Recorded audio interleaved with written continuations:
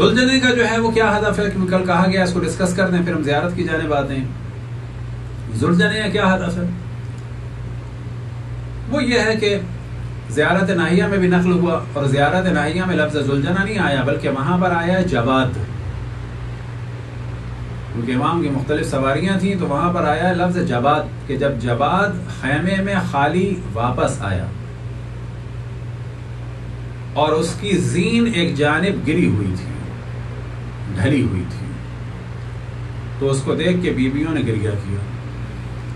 تو لہٰذا ہمارے یہاں ذوالجنہ جو نکلتا ہے وہ خالی اس بات کی علامت ہوتا ہے جیسے کہ ابھی ابھی امام حسین شہید ہوئے. اب اس میں شک نہیں کہ ذوالجنہ کا تعلق جو ہے وہ 21 رمضان سے عموماً نہیں ہے اتنا، ہر چیز کی ایک نسبت ہے. اب یہاں پر یہ کہا جا سکتا ہے کہ بعض سوال کرتے ہیں کہ ذوالجنہ کو اتنا سجایا جائے، کوئی سجاتا حرج نہیں، لیکن حقیقت یہ ہے کہ جتنی مظلومیت زیارت ناہیہ والے جملے میں ہے کہ بعض دفعہ میرے دل میں آتا ہے اللہ نے اگر مجھے توفیق دی تو میں ایسا ذوالجنہ بناؤں کہ جو زیارت ناہیہ میں جس کا نقشہ کھینچا ہے خود امام زمان علیہ الصلوۃ والسلام نے،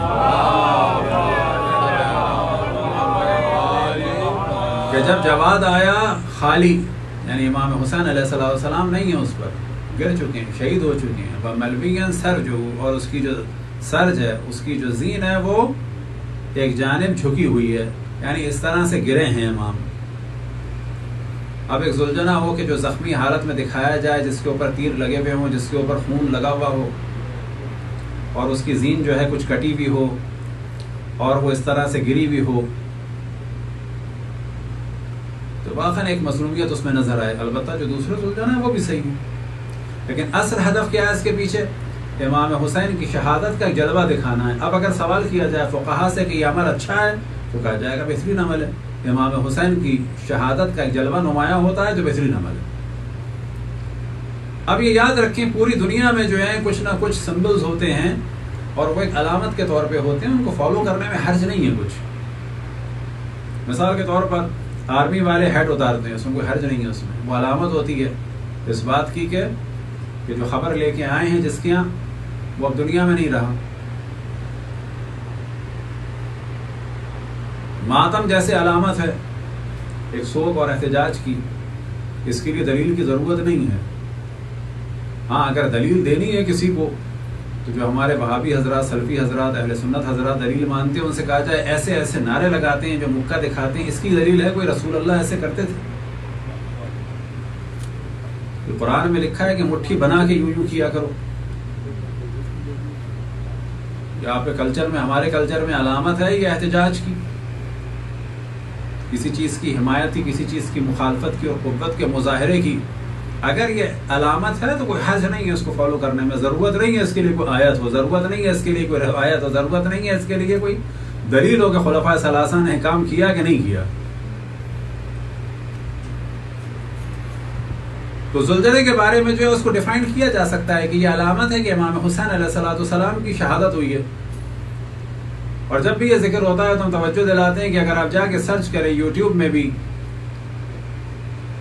تو فیونرل لکھیں یا فیونرل سیریمنی آف کینیڈی،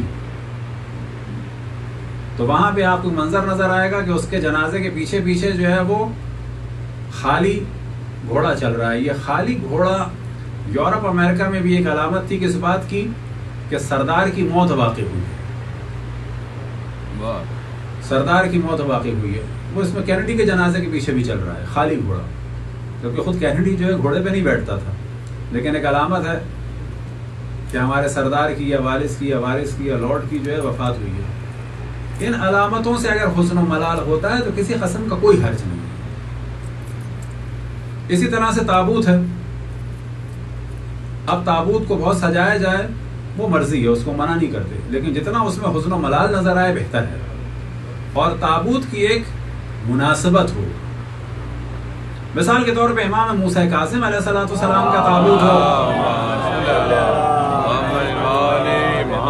اور اس پہ تیر لگے ہوئے ہوں تو کہا جائے گا کہ صحیح ہے، کوئی حرام کام نہیں کیا، لیکن یہ کچھ عقلی سی بات نہیں ہے کہ امام موسیٰ کاظم کے جنازے پہ تیر، اس پہ کیا ہوں، ہتھ کڑیاں ہوں، بھیڑیاں ہوں.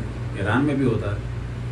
خودکم میں جو تابوت نکلتا ہے امام موسیٰ کاظم علیہ السلام کو، اس پہ ہتھکڑیاں بیڑیاں اور اس کو لا کے پھر رکھا جاتا ہے کہاں پر؟ پل پہ رکھا جاتا ہے۔ اب یہ پل پہ رکھنا جو ہے وہ ایک واقعے کی جانب توجہ دلاتا ہے کہ امام کے جسم اطہر کو لا کر، اور اس جنازے کو آپ کو تعجب ہوگا جو شروع میں لوگ لاتے ہیں وہ چند لوگ اٹھا کے لاتے ہیں، یہ کس کی جانب توجہ ہے؟ کہ امام کے جنازے کو مزدوروں سے اور حمالوں سے اٹھوا کے پل پہ ڈلوا دیا تھا۔ بس پل پہ چند لوگ لا کر ایک جنازہ رکھ دیں کہ جس پہ ہتھکڑیاں بیڑیاں ہوں، یہ مناسب ہے کس کے ساتھ؟ امام موسیٰ کاظم علیہ السلام کے ساتھ، تاکہ ان کی مظلومیت کو یاد دلایا جائے۔ یہ مناسب نہیں ہے مولا امیر المومنین کے ساتھ، لیکن حرام بھی نہیں اگر وہ کر لے تو، لیکن کہا جائے گا کچھ مناسب نہیں ہے، یہ مولا کی جانب کو اس کی توجہ نہیں ہو رہی۔ اب اگر تابوت میں امام حسن کے تیر لگے ہوئے ہیں تو یہ بہت ہی اہم چیز ہے، کیونکہ تاریخ کا موضوع ہے کہ نواز رسول کے جنازے پہ تیر چلوائے گئے تھے۔ اب یہ تیر جو ہے ان کے بارے میں کہا جائے، کہیں قرآن میں لکھا ہے کہ جنازے میں تیر لگائے جائیں، کہا جائے گا قطعاً نہیں لکھا، کئی روایات میں لکھا ہے، قطعاً نہیں لکھا۔ بس یہ کیوں کیا جاتا ہے؟ کہا جائے کہ اگر یہ امام حسن علیہ السلام کی مظلومیت کو اجاگر کر رہی ہے چیز اور لوگوں کو سوچنے پہ مجبور کر رہی ہے کہ جنازے پہ پھولوں کے بجائے تیر کیوں ہیں، جنازے پہ پھولوں کے بجائے تیر کیوں ہیں، تو لوگ سوچیں گے بالآخر تیر کیوں ہیں۔ کہا جائے گا کہ نواز رسول کے ساتھ یہ سب کچھ ہوا تھا۔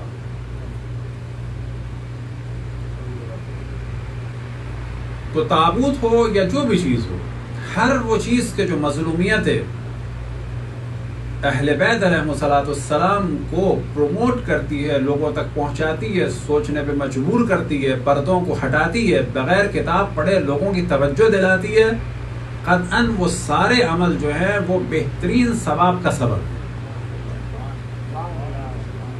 اب یہ ذہن میں رہے کہ حج جو ہے وہ خود در حقیقت تین ہستیوں کی قربانیوں، کوششوں اور خلوص کی جیتی جاگتی ایک تصویر ہے۔ کون؟ حضرت ابراہیم اور حضرت اسماعیل اور حضرت ہاجرہ علیہم السلام کے عمل کا ہے جلوہ، اور خصوصاً ان میں جو تین چیزیں ہیں وہ تینوں مقدس ہستیوں کے قدم مبارک سے منسوب ہیں۔ کون سی چیز؟ وَاتَّخِذُوا مِن مَقَامِ إِبْرَاهِيمَ مُصَلًّى، کہ حکم ہوا ہمیں قیامت تک کے لیے کہ مقام ابراہیم کو نماز کی جگہ قرار دو۔ مقام ابراہیم کیا چیز ہے؟ مقام ابراہیم جو ہے حضرت ابراہیم علیہ السلام نے تعمیر کعبہ کے لیے جو پتھر استعمال کیا، جس پہ کھڑے ہوئے اور جس پہ حضرت ابراہیم کے قدموں کے نشان ہیں، وہ ہے مقام ابراہیم۔ حضرت ابراہیم کے قدموں کی جگہ کا احترام ہے۔ صلوات پڑھیں پر محمد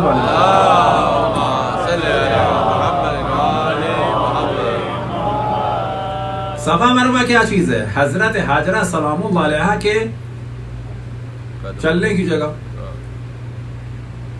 وہ ایک نبی خدا، ولی خدا کے جو ان کے فرزند تھے، ان کی پیاس میں پریشان تھی، ادھر سے ادھر جب وہ دوڑی، ٹھیک ہے، صفا مروہ کیا ہے؟ ان الصفا والمروہ من شعائر اللہ۔ صفا مروہ جو ہے وہ شاعر اللہ ہو گیا۔ کس کی وجہ سے ہو گیا؟ نبی کی وجہ سے نہیں، نبی کی زوجہ کی پریشانی اور ایک نبی کی محبت میں، ایک نبی کی تڑپ میں، ایک نبی کی پیاس میں بے چین ہو کے وہ دوڑ رہی تھی، تو وہ دوڑنا ہم سب پر لازم ہو گیا۔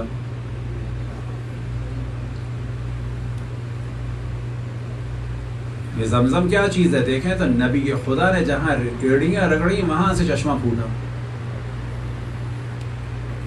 ایک نبی خدا نے ایڑیاں رگڑی، وہاں کا پانی جو ہے وہ تمام انسانوں کے لیے شفا بن گیا، تمام انسانوں کے لیے شفا بن گیا۔ تو پورا حج جو ہے یاد رکھیں، ہمیشہ میں توجہ دلاتا ہوں کہ اس میں پڑھنے کی صرف دو چیزیں ہیں۔ ایک چیز تلبیہ ہے جو زبان سے جاری کرنا ہے نیت کے ساتھ، اور 2 رکعت نماز ہے، ایک طواف کی، 2 رکعت نماز ہے طواف النساء کی بس۔ باقی جتنے کام ہیں یاد رکھیں صرف کرنے کے ہیں۔ کہا جائے حضرت ابراہیم اور حضرت اسماعیل اور حضرت ہاجرہ علیہم صلاۃ والسلام کے عمل کو آپ کو تکرار کر کے دکھانا ہے. کہ اگر اردو میں کہا جائے وہ مناسب لفظ ہے، ان کی نقل اتارنی ہے کہ جو یاد خدا میں ان کی کیفیت تھی وہ کیفیت اپنے اوپر طاری کرنی ہے.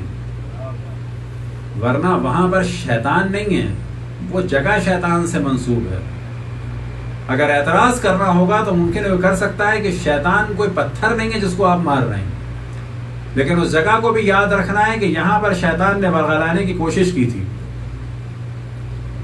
اور یہ بھی یاد رکھنا ہے کہ وہ 3 جگہیں تھی، وہ 3 شیطان تھی.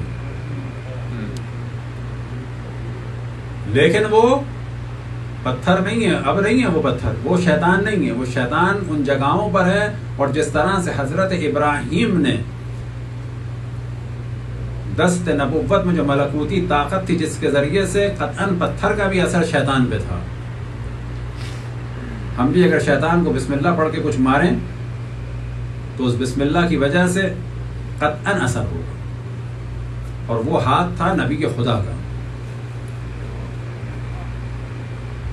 لیکن آج ہم جب پتھر مارتے ہیں تو دنیا مذاق بنا سکتی ہے کہ وہاں کون سا شیطان بیٹھا ہے. لیکن آپ دیکھیں پورا حج جو ہے، دوبارہ توجہ دلائیں کہ حضرت ابراہیم، حضرت اسماعیل اور حضرت ہاجرہ علیہم السلام کے عمل کی نقل ہے.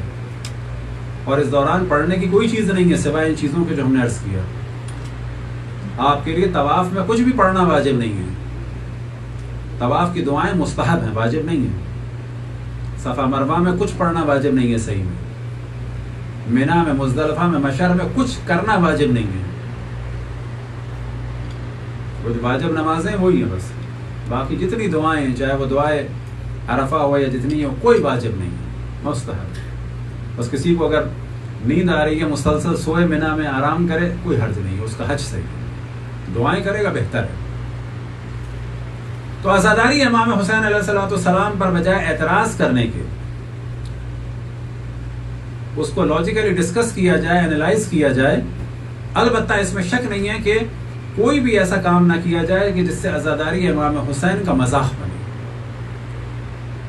اور احترام کے ساتھ، سنجیدگی کے ساتھ اس کو پیش کیا جائے اور اس کی وجوہات کو ڈسکس کیا جائے تاکہ عزاداری امام حسین ہماری نسلوں میں باقی رہے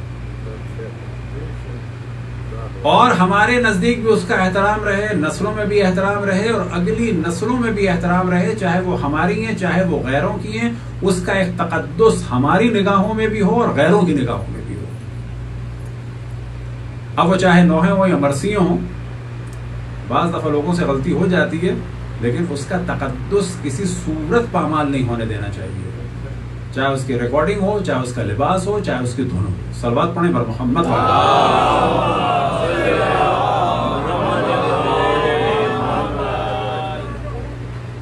تو یہ جو عزاداری ہے در حقیقت رسول اللہ صلی اللہ علیہ وسلم کی رسالت کی اجرت ہے. اور یہ اجرت کی صورت میں مودت قربا کے ذریعے. اور مودت کا ایک جلوہ کیا ہے کہ جس سے محبت ہوتی ہے. کل ہم نے توجہ دلائی کہ ساری دنیا میں سوال ہوتا ہے جی آپ لوگ عزاداری کیوں کرتے ہیں. ہمیں سوال کرنا چاہیے اگر آپ مسلمان ہیں، اگر آپ رسول اللہ کو اپنا رسول مانتے ہیں اور آپ یہ جانتے ہیں کہ رسول کی آل پر ظلم ہوا تو آپ کو بھی عزاداری کرنی چاہیے. بے شک آپ تابوت نہ نکالے، زلجنا نہ نکالے، ماتم نہ کریں، لیکن جو بھی طریقہ آپ کے نزدیک ہو وہ آپ کو کرنا چاہیے.